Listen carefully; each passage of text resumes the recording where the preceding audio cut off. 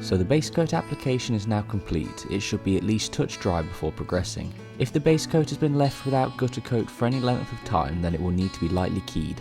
Clean all gutters again to remove any new contaminants. It's now time to apply the sealant and gutter coat.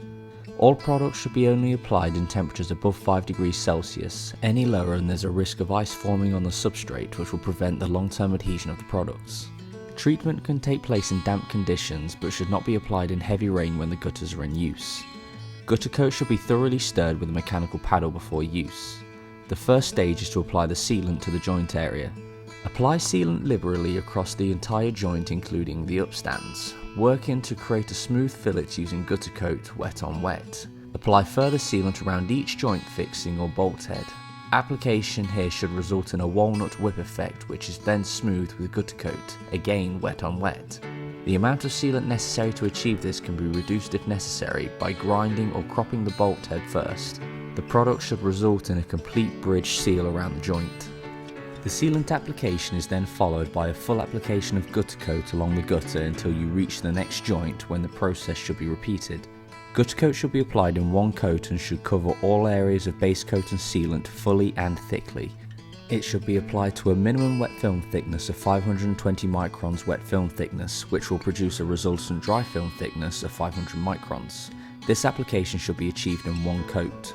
The final application should look as though it's just starting to ripple. A 15 litre drum will cover approximately 30 square meters of gutter. At low application temperatures, tins should be stored in such a way to keep them warmer, for example in a vehicle or by wrapping something around them. Neither base coat nor gutters should be thinned. If treating the joints only, or if they need further stabilisation due to excessive movement, then flexi tape can be introduced across the joint area.